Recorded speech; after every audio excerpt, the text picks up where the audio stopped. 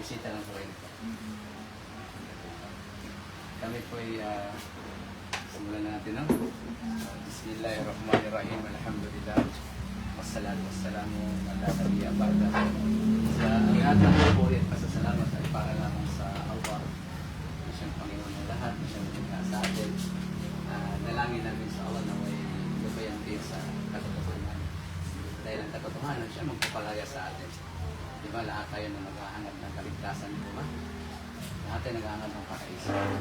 Kaya, una-una, purihin, dakilain ng Panginoon Diyos, ang Allah, na siyang nagkaloob sa atin na tayo ay magkakasama-sama ngayon at makadinig kayo ng araw ng pananampalataya sa Islam. Siguro, naiparating na ng father mo ang Islam sa'yo, nakapag-share na siya sa inyo.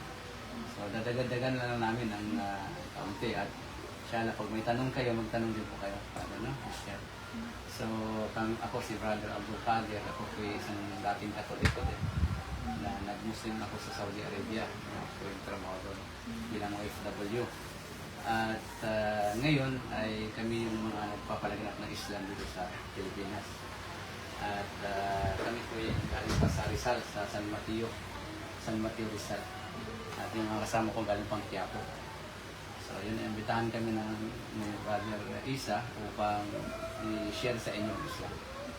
So unang-una, ano po ba ang inyong relihiyon? Malaman ko natin. Pwede po ba? Born again Christian. Okay. So, sa Islam, merong similarity na paniniwala. Diba? Naniniwala tayo nag-iisang Diyos, diba? Yung lumalang sa atin, creator ng universe, ng langit, ng lupa, siya po ang tinatawag na Allah. Kaya po yung Allah na inyong naririnig ay walang kaibang sa God o creator na siyang lumikha sa ating brother sister, no? Ang Allah, siya ang nagpadala ng mga propeta para ang mga propeta tiyakin nila na kanilang magagabayan ng mga tao. So, ang Allah, dahil siya ang tunay na Diyos, siya ang lumikha sa ating lahat, siya rin ang babawi ng ating buhay, sa turo ng Islam, sa Kanya lang tayo sasamba. Walang iba pa. Kasi, ang mensahe ng galan ng mga propeta ay sambahin lamang ang tanig ng isang Diyos. Wala nang iba pa. Diba sa First Commandments, sabi ng Diyos doon, huwag kayong magkakaroon ng ibang Diyos maliban lamang sa akin. So, diba naniniwala po tayo na isa lang ang Diyos? Ilan po ba ang Diyos, brother? Isa. So, therefore, yung nag-iisang Diyos na yaon, yun yung tunay na Diyos na sinasamba ng lahat ng mga propeta para magmana tayo ng buhay na walang hangganan. Kaya sinabi ni Jesus Christ na ito ang buhay na walang hangganan na ikaw ay kanilang makilala. Pinapakayaan ni Jesus Kristo yung nag-iisang Diyos na tunay. Sino yun? Yung Creator, yung tagapaglikha na lumikha sa ating lahat. Diba sabi ni Jesus Kristo, ang buhay na walang hanggan, John 17:3, na ikaw ay kanilang makilala na nag-iisang Diyos na tunay at ako si Jesus na kanyang isinugo. So malinaw na si Jesus Kristo ay isinugo ng tunay na Diyos para tayo ay magmana ng buhay na walang hanggan. So sa pananampalatayang Islam, kami ay naniniwala sa lahat ng mga propeta na isinugo ng Diyos para gabayan tayo. Kasi ang mga propeta, brothers and sisters, hindi natin sasambahin. Ang mga propeta, sila ay tao katulad natin, like Jesus Christ. Diba? Sinabi niya, hindi ako isinugo, kundi sa mga tupa na mga nangaligaw sa bayan ni Israel. So isinugo daw si Jesus Christ sa Israel para iparating niya sa mga tao na tayo ay magbalik loob sa pagsamba sa tunay na Diyos. Kaya ang first and foremost na kautusan ni Jesus Christ na kanyang itinuro na sinabi niya sa Marcos 12:29 na o angkan ng Israel, ang Panginoon natin, kasama sarili niya, ang Panginoon natin ay nag-iisang Panginoon lamang. Di ba? Isang lang ang Panginoon. Sambahin niyo siya ng buong lakas, buong puso, buong kaluluwa at buong isip. So yun yung binitawan na salita ni Jesus Christ na sambahin natin ng buong lakas ang nag-iisang Diyos. So yun din po ang pangulong kautusan sa Islam. Na habang nabubuhay pa tayo, magbalik loob tayo sa pagsamba sa tunay na Diyos. Na huwag tayong sumamba sa kapwa natin nilikha. Ang nilikha kasi, tao yun. Creation, di ba? si Jesus Christ, nabibilong siya sa creation. Diba, ang nanay niya, si Virgin Maria. Si Virgin Mary ay tao. At ang tao, kapag nanganak, ano ang kanyang magiging anak? Yun, di po ba? So, therefore, si Jesus Christ, tao din siya kasi ang nanay niya si Virgin Mary. Kaya sa Islam, naniniwala kami na si Jesus Christ ay isinilang ni Virgin Maria na walang lalaking humiko kay Virgin Maria. Kaya sa Islam, naniniwala kami na si Mama Mary ay birhin na babae. Kasi wala namang gumalaw sa kanya at nabuntis siya. Therefore, sa Islam, maliwanag na naniniwala kami na sinabi ng Allah, ng Diyos, na si Maria ay magdadalang anak ng tao at mabubuntis at pangalan ng Jesus o Isa ang kanyang magiging anak. Bakit? Ililigtas niya ang angkan ng Israel. So therefore, isinugo si Jesu Cristo bilang iparating ang mensahe na sumambalang tayo sa nag-iisang Diyos. So yun ang turo ng Islam. Na sa Islam, napakalinaw na ang sasambahin lang natin ang iisang Diyos na tunay. Wala nang iba pa. Kasi kapag sumamba ka sa kapwa mo nilikha, nakagawa ka ngayon ng napakalaking kasalanan. Ang pagsamba sa kapwa nilikha ay dahilan kung bakit may impyerno. Bakit? Kasi alam ng Diyos, alam ng tagapaglikha na si Allah, na maraming tao na kanyang nilikha na hindi nasasamba sa kanya. Bagkos, sa nilikhang bagay na nagsipanahan ng pagsamba. Kaya nagpadala siya ng first commandments sa atin, sa Christian, naniniwala tayo dyan na may 10 commandments. Ang unang kautusan doon, sabi niya, ako ang inyong Panginoong Diyos, huwag kayong magkakaroon ng iba pang Diyos, liban lamang sa akin. So yun yung kautusan ng Diyos, na dinala ng mga propeta na ipinagpatuloy naming mga Muslim. Kasi kami mga Muslim, kami yung tagasunod sa mga propeta. Kung naniniwala tayo ay Prophet Abraham, Prophet Moises, Prophet Noah, Prophet Jesus Christ, at Prophet Muhammad. Ang kanilang mensahe ay La ilaha illallah. Ano ibig sabihin doon? Walang Diyos, walang Panginoon na may karapat-dapat na sambahin maliban lamang sa Allah. So yun ang mensahe na ipinagpatuloy namin mga Muslim. Na bakit kaming mga Muslim nagpupunyagi kami na iparating sa mga tao ang mensahe ng katotohanan? Kasi hangad po namin ang kaligtasan ng bawat isa. Sa Islam po, itinuturo na magkaroon tayo ng malasakit sa bawat tao. Malasakit na kung ano ang hinahangad natin sa ating mga sarili, hinahangad din po natin sa kapwa nating tao. Gusto namin ng paraiso, gugustuhin din po namin sa inyo. Kaya ang message ng Islam, sabi ng Panginoon si Allah, fa'lam annahu la ilaha illallah. Dapat malaman ng tao na wala ng Diyos, wala ng Panginoon na karapat dapat sambahin, kundi ang lumalang sa atin. Creator. At yun ang Allah. Kaya yung Allah na inyong narinig, yun po yung the ultimate creator. Kasi may mga Christian na ang buong akala nila, Allah, Diyos na ng mga Muslim yan. No, mali po. Siya po ang creator. Tinatawag po siyang Rabbul Alamin, Panginoon ng sandaigdigan. Isa lang po ang Diyos na tunay. Hindi po marami ang Diyos. So sa Islam, hindi po kami naniniwala sa Trinity. Ito yung kaibahan natin. Kasi sa Christian, naniniwala nga sila sa isang Diyos. Ngunit, pag tinanong mo, Trinity ang ibibigay. Di ba? God the Father, God the Son, God the Holy Spirit. So, tatlo po yan na magkaibang persona. Sa Islam, when we say God is one, absolutely one. Pag sinasabi natin ang Diyos ay iisa, talagang nag-iisa lang siya. Hindi siya tao, hindi siya bagay. Hindi natin siya pwedeng halintulad sa kanyang mga nilikha. Hindi rin siya espiritu. Bakit? Ang espiritu, nilikha ng Diyos. Ang anghel, nilikha ng Diyos. Tayong mga tao, nilikha ng Diyos. Ngayon, iba po ang nilikha, iba ang tagapaglikha. Yan po ang Allah. Ang Allah, Allahul ladzi khalaqa samawati wal ard. Si Allah ang naglikha ng kalangitan, naglikha ng kalupaan, naglikha sa lahat ng mga nilalang. Kaya po, sa Islam po, ang tinuturo po dito, sumamba lang po tayo sa nag-iisang Diyos na tunay na si Allah para maligtas tayo. Diba sinabi ni Kristo? Ito ang buhay na walang hanggan na ikaw ay kanilang makilala bilang tunay na Diyos na nag-iisa. Isa lang daw ang tunay na Diyos. Hindi po marami ng Diyos. At sabi ni Kristo, at ako nga si Jesus na kanyang isinugo. So malinaw na si Jesus Christ may nagsubok sa kanya. Kaya nga sa panahon ni Jesus Christ, bakit siya nagdarasal? Bakit siya nanalangin? Bakit siya nagsusumamo? Kanino siya nagdarasal? Kung siya na nga ay Diyos. No? Sorry po noon. Elder district, no? So sa Islam po, naniniwala kami na si Jesus Christ sa panahon niya, nagdarasal siya. Tama po, di ba? Umiiyak siya, nananalangin siya, na lumampas yung saro ng kahirapan sa kanya, yung kamatayan niya. So natanong ko sa sarili ko, nung kasi kamuntik na rin ako born again sana, naisip ko, tinanong ko sa pastor, kasi may pastor doon sa Saudi Arabia na nangaral. Sabi ko, pastor, kung papahintulutan mo ako magtanong. Kasi nung nagtipon-ipon na kami doon at sharing-sharing ng bawat isa, so ano masasabi mo sa talata na ito hanggang sa tanungan na sabi ko, pastor, pwede ba magtanong? Sabi ko, di ba, ay tinuturo niyo po na si Jesus ay Diyos, di ba po? Oo, siya ang Diyos.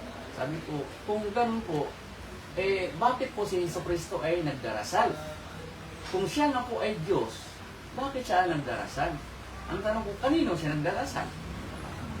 Kung siya nga talaga ay Diyos, kailangan pa ba ng Diyos na magdasal? So, hindi na kailangan, di ba? Kasi Diyos ka na nga eh. Ikaw na ang dapat dinadasalan. Di ba? Tama ba? I-correct mo kung mali, ha? Kapag ang Diyos na tunay, hindi na siya dapat magdarasal. Kasi dapat siya ang dinadasalan. Kanino siya nagdarasal? Tanong ko sa pastor. So, hindi niya ako sinagot. Pag nagalit siya sa akin, at pinalabas ako, kaya hindi na ako nagpatuloy. Pero, nandun pa rin sa kaisipan ko, na ang Diyos na tunay, ang criteria nito, wala nang pangangailangan. Hindi na nangailangan ang Diyos ng dasal kasi siya na ang dinadasalan, tama? Kaya, ito si Allah, ang tunay na Diyos, nagbigay siya ng kanyang pangalan, pagkatapos ibinigay niya pa ang kanyang katangian bilang Diyos. So, bakit Allah ang tawag namin sa Diyos? Bakit hindi na lang Ama? Bakit hindi na lang Lord or God? Dahil siya po ang nagpakilala ng kanyang sarili. Sa time ni Prophet Moises, nung umakyat siya sa Mount Sinai, doon po kinuha niya yung 10 Commandments. At doon, kinausap siya ng Diyos na tagapaglikha, na si Allah. Sabi niya, Ya Musa, O Moises, innani ana Allah. Tunay, O Moises, ako nga si Allah. Nagpakilala ang Diyos sa kanya. Hindi niya nakikita, kasi hindi naman talaga makikita ang Diyos. Saan natin makikita ang Diyos? Sa araw ng paghuhukom. Kung makakapasok tayo sa kanyang paraiso, doon natin masisilayan ang mukha ng Diyos. Pero dito sa lupa, hindi natin makikita ang Diyos. Kaya nga sabi ni Moises, O Allah, O Diyos ko, gusto ko makita kita. Ano ang sabi nila? Lumingon ka sa bundok. Kapag nakita mo yung bundok na nandyan pa yan, makikita mo ako. Paglingon ni Moises, hindi na, natunaw ang bundok. Meaning na hindi natin makikita ang Diyos dito sa mundo. Kaya ang tinig lamang, kaya sabi niya, katotohanan Moises, ako si Allah. La ilaha illa ana. Wala ng Diyos. Wala ng Panginoon na karapat-dapat sambahin, kundi ako lamang. So, ipinakilala ng Diyos ang kanyang pangalan na siya daw po si Allah. Okay. Kaya si Allah, hindi lang po Diyos naming mga Muslim. Siya po ang Diyos nating lahat. Siya po ang Rabbul Alamin. Siya po ang Panginoon na lumikha ng sanlibutan.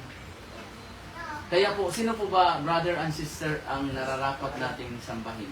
Yung Creator o yung creation? Brother, sino po ba ang karapat-dapat sa Magister? Yung tagapaglikha o ang mga nilikha katulad natin? Creator, di ba? So, hindi salamat sa ating kaisipan ang turo ng Islam na dapat sasamba tayo doon sa tagapaglikha. Huwag tayong sumamba sa nilikha. Kasi ang nilikha, may kahinaan. Ang lahat ng nilikha may kamatayan. Lahat ng may simula, may wakas. So, ang tunay na Diyos, walang wakas, walang katapusan, walang kamatayan. Yun po ang Allah. Kaya, sabi ng Allah sa banal na Quran, kauling kapayagan, Zalika bi'anallah wal haq. Sapagkat ang katotohanan, ang tunay na Diyos ay si Allah. Ang tagapaglikha. Ma'an na mayad'una min dunihi huwal batil. Sino man ang sinasamba, maliban pa kay Allah, hindi yan totoong Diyos. Bakit? Iisa lang po ang tunay na Diyos. Kaya po sa Islam po, mga sisters and brothers, si Jesus Christ po sa Islam, minamahal natin. Pinapaniwalaan po namin. Hindi po kami matatawag na tunay na Muslim kung hindi kami magmamahal kay Jesus Christ. Ngunit ang pagmamahal kay Jesus Christ, kung papaano ipinakilala ni Jesus Christ ang kanyang sarili, dapat doon ang paniniwala natin. Huwag natin baguhin. Kasi malinaw naman ang pangulong kautusan ni Jesus Christ. Sabi niya sa Marcos 12:29, makinig kayo o angkan ng Israel, ang Panginoon nating Diyos, ang Panginoon natin. Isinasama ni Jesus Christ ang kanyang sarili na meron siyang Panginoon. Meron siyang sinasamba. Nasabi niya ang Panginoon natin ay nag-iisang Panginoon lamang, kaya't sambahin niyo siya ng buong lakas, buong puso, at buong kaluluwa. Yun yung Pangulong kautusan niya. Sambahin daw natin ang nag-iisang Diyos, na kanyang Diyos at ating Diyos, ng buong lakas. Ibig sabihin, brother and sister, habang nabubuhay pa tayo sa mundong ibabaw na ito, habang hindi pa tayo dumarating ang kamatayan, magbalik loob tayo sa pagsamba sa punay ng Diyos. Kasi ilan po ba ang buhay natin? Pag namatay tayo, meron po ba tayong pag-asa na bumalik sa mundo para magsisi? Magbago ang buhay? Wala na. Pero habang nabubuhay pa tayo, dapat sambahin lang natin ang tunay na Diyos na sinamba ni Jesus Christ. Kaya nga si Jesus Christ sa Islam, pag nag-Muslim tayo, hindi natin tinatakwil si Jesus Christ. Pag nag-Muslim tayo, dito natin gawin ganap ang tunay na pagmamahal kay Jesus. Kasi hindi kami matatawag na Muslim kung hindi kami magmamahal sa Kanya. Katotohanan po, si Jesus Christ, bakit kami mga Muslim nagpapahaba ng balbas? Kasi yun ang makikita natin sa Kanya, mahaba ang Kanyang balbas. Si Jesus Christ, paano magdarasal? Ayon sa Biblia, nagpapatira pa sa lupa, nagdarasal. Ayon sa Mateo 26:39, nagdarasal siya sa bundok ng Gethsemane, nagpapatira pa sa lupa. Yun ang tamang pagdarasal sa pagpapatira pa sa lupa. Ngayon, lahat ng relihiyon, lahat ng relihiyon, sino ang sa kanila ang nagpapatira pa sa lupa? Alinsunod at kagaya sa ginawa ni Jesus Christ, mga Muslim.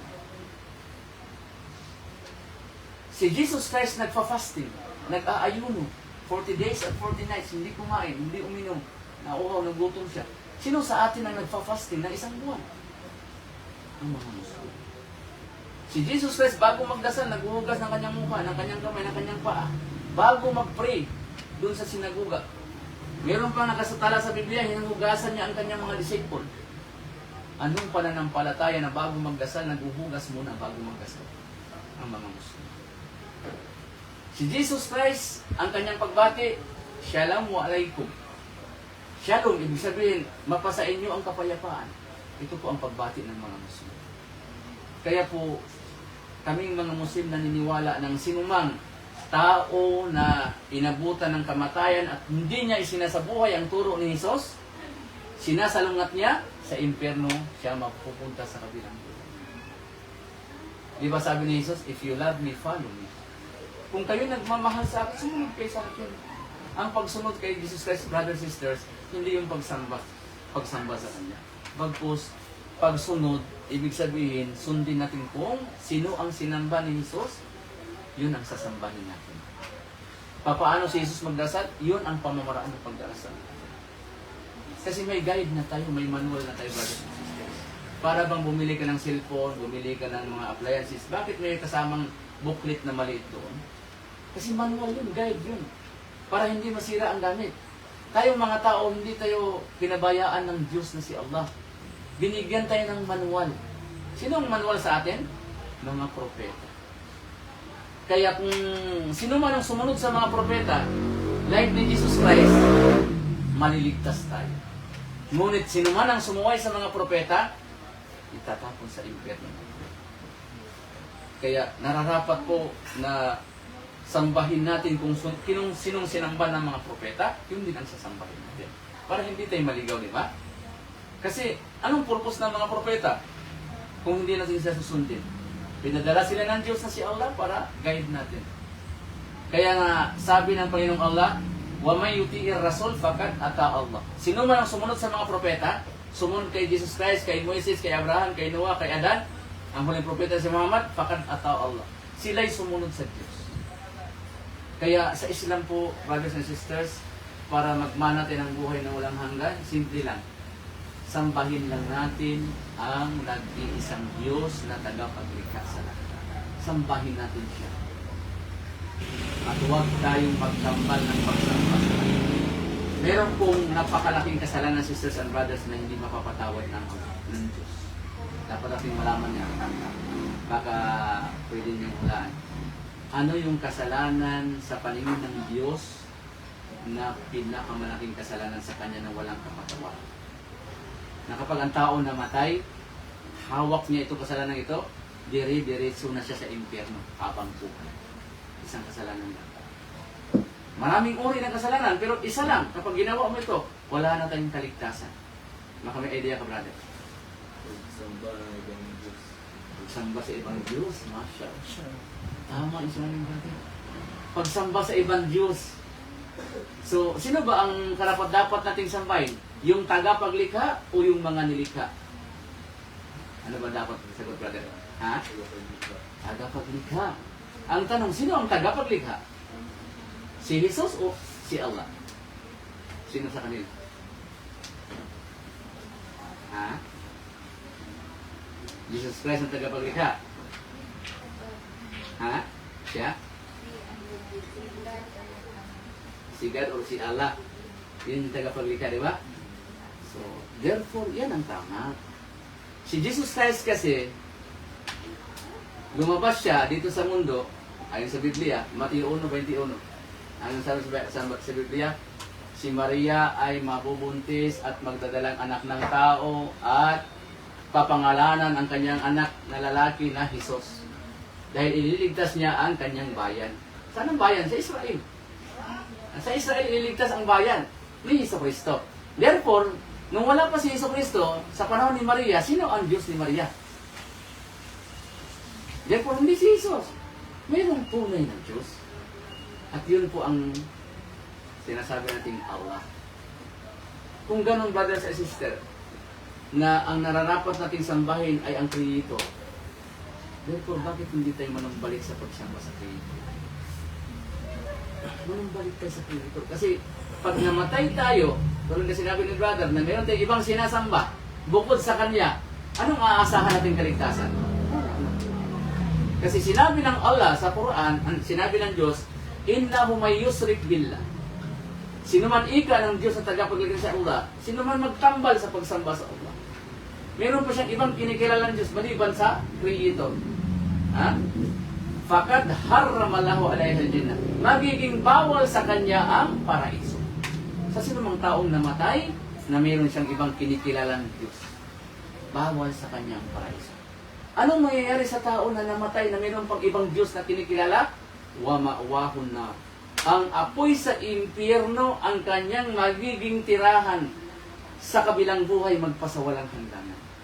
Apoy sa impyerno. Sino sa atin ang gusto ng impyerno? Meron ba sa atin gusto ng impyerno? Wala, di ba? Nakakatakot apoy yun. Alam mo yun sa impyerno, anong panggatong doon? Ang panggatong sa impyerno, sabi ni Allah, sabi ng Diyos, "Fattakun naral lati wa quduhan nasu wal hijara uiddat lil kafirin." Sabi ni Allah, sabi ng tunay ng Diyos, katakutan ninyo mga tao, ang apoy sa impyerno na naglalagablab, pinapaliyab ng 3,000 years. Nagkulay itim, nagkulay pula, nagkulay puti ang apoy doon. 3,000 years, pinapaliyab. Anong panggatong doon?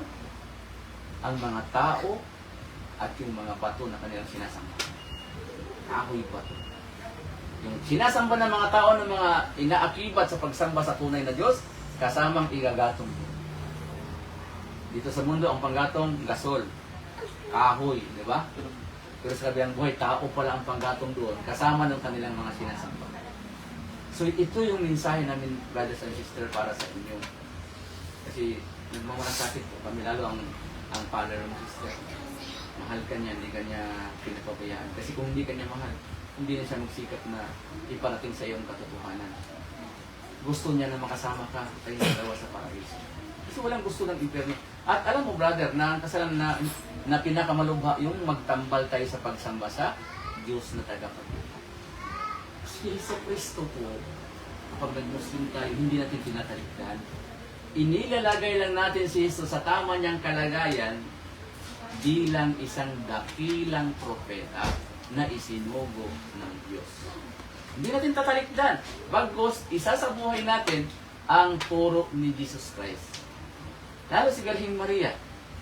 Si Virgin Mary, siya po ay isang Muslim. Tingnan mo yung pananamit ni Virgin Mary sa mga kababaihan, mga Muslim na babae. Sino ginagaya? Isa si Birheng Maria. Si Virgin Mary, kung paano manamit, nakaka-covered yung kanyang buhok. Nakadamit ng maluwag at mahaba. Hindi nakikita ang kanyang hubog ng katawan. Ganun po ang mga Muslim. Si Birheng Maria, ang isang tinutularan kasi sinabi ni Allah na si Birheng Maria, Inna Allah stafaki wa taharaki wa stafaki ala nisa'il alami. Si Maria ay isang babaeng huwaran, malinis, na dapat pamamarinis. Sayang ang pagsamba kung hindi mo sundin ang dalawa nito. So yun, brothers and sisters, ang pinakaminsay ng Islam ay magbalik loob tayo sa pagsamba sa tunay na Diyos na siyang lumikha sa atin bago pa tayo mahuli, bago pa tayo magsisisi sa huli. No? Ang buhay natin napakaikli lang. Ang kamatayan, walang pinipiling edad ito. Kahit bata, naabutan ng kamatayan. So huwag natin ilagay sa alanganin ng ating buhay. Habang malakas pa tayo, no? Sambahin natin ang lumikha sa atin. Huwag tayong sumamba sa kapwa nilikha. Si Jesus Christ ay nilikha katulad natin. Si Jesus Christ kumakain, natutulog, napapagod, inaantok, nangungubita. So ito'y katangian ng mahina katulad natin, no? Si Jesus Christ, kung sino ang sinamba ni Jesus Christ, yun din po ang sasambahin natin.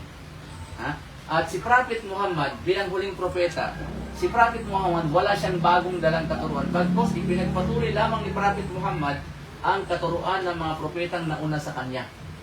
Anong mensahe ng mga propeta? Sabi ng Diyos na si Allah, "Walakad ba'athna fi kulli ummatin," para hindi tayo maligaw. No? Hindi po ang Diyos natin. Dahil yan ang purpose kung bakit tayo nilikha sa mundong ibabaw. Nilikha tayo ng Diyos, brother and sister, ng Allah. May purpose po ang buhay natin. Hindi po tayo nilikha na para magtrabaho lang, mag-asawa, magpakasaya at mamatay na lamang.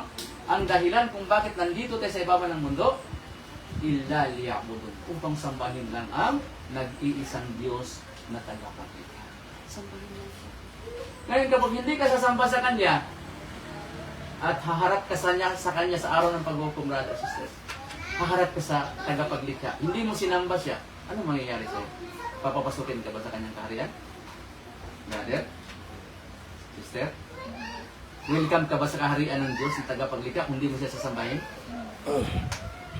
So sa turo ng Islam, para i-welcome ka niya, sambahin mo na siya ngayon.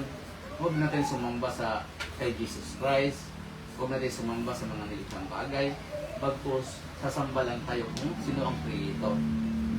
Ang Creator ng lahat, dapat yun ang sambahin natin. No? Para magmana tayo ng buhay na walang hangganan. Kasi malinaw naman sinabi ni Jesus Christ wa inna Allaha rabbi wa rabbukum fa'buduhu hada siratul mustaqim. Sabi ni Jesus Christ, na sinabi ni Allah, at katotohanan, si Allah, ang Creator, sabi ni Jesus, na aking Diyos at inyo ring Diyos. Iisa ang Diyos natin. No? Ang Diyos ni Jesus at Diyos natin, iisa lang daw. Sabi niya, sambahin niyo siya, sapagkat iyan ang matuwid na landas. So, ang tuwid na landas, sisters and brothers, na dapat na nagtahakin ay yung pagsamba lang sa iisang Diyos na ito. Kaya nga, yung aming essential sa inyo, brothers and sisters, sa tingin niyo po, tama ba ang aming binabahagi sa inyo o mali? Kasi dalawa lang pwede magpapilian eh. Tama at mali. Sa tingin niyo po, tama ba yung aming mga binahagi dito? Or mali? Tama? Brother. So kung tama, kailan natin tatanggapin ang tama? Kapag naghihingalo na tayo? Or ngayon na malakas pa tayo? Ano ang mas mainam doon? Pag natuklasan mo ang tama at katotohanan, kailan mo tatanggapin ang katotohanan? Dapat ngayon, di ba? Kasi sinabi ni Jesus sa Biblia ay, seek the truth, and the truth shall set you free. Sabi ni Jesus, hanapin ninyo ang katotohanan dahil ang katotohanan siyang magpapalaya sa iyo. Siyang magpapalaya sa iyo. Ang Islam na relihiyon, brothers and sisters, hindi ito bagong relihiyon. ito ang relihiyon ng Diyos na tagapaglikha na ginawa niyang batas bilang ating panuntunan ng ating buhay. Ang Islam hindi lang po relihiyon. Sinasabi namin relihiyon ito, pero ang diwa at tunay na kahulugan nito, way of life, paraan ng buhay ng tao. Kasi galing sa Diyos, galing sa langit, ibinaba niya para maging kaparaan ng ating buhay. Islam, way of life. Kaya sinabi ni Allah, sino man ang maghangad ng ibang relihiyon liban sa Islam, hindi ko ito tatanggapin sa kanya. At sa kabilang buhay, siya ay kabilang sa mga taong kalungan. So kailangan magpasapit tayo, pumasok tayo, brothers and sisters, sa relihiyon ng Diyos na ang kahulugan nito ay pagsunod sa kanyang kalooban. Ang Islam, submission to the will of God. Pagsunod sa kalooban ng Diyos. Ang Muslim naman ay yaong tao na sumusunod sa kalooban sa Diyos. Ang Muslim hindi yung taga Mindanao, hindi yung mga Arabo. Ang tunay na Muslim, ang taong sumuko sa kalooban sa Diyos. Tanungin ko po kayo, brothers and sisters, no? Kayo po ba ay nagnanay sumuko sa kalooban sa Diyos? Gusto niyo pong sumuko sa kalooban sa Diyos? Ikaw, sisters. Sister. Nais mo bang sumuko sa kalooban sa Diyos? Or nais mong sumuko sa demonyo? Dalawa lang naman eh. Ayaw mo sumuko sa Diyos, sa demonyo ka susuko. Saan ba ang tama doon? Sa Diyos. Therefore, ang sa Arabic doon tinatawag na Muslim. The one who submit to the will of the Creator. Yun po ang Muslim. Hindi po nagpapamuslim sa tao na mahabang balbas. Hindi nagpapamuslim sa tao na Maranao, Tausog, Maguindanao. Tribo lang yan doon sa Mindanao. Ang Muslim, yung nilikha ng Diyos, tayong mga tao na sumusunod tayo sa kalooban sa kanyang kautusan. Yun po ang Muslim. At sino ang Diyos? Anong pangalan ng Diyos, brother? Anong pangalan ng Diyos, sister? Allah, ha? Hindi po God. Kasi ang God, pwede mong gawing babae. Dagdagan mo ng S. Gods. Pwede mong goddess. E-double-S.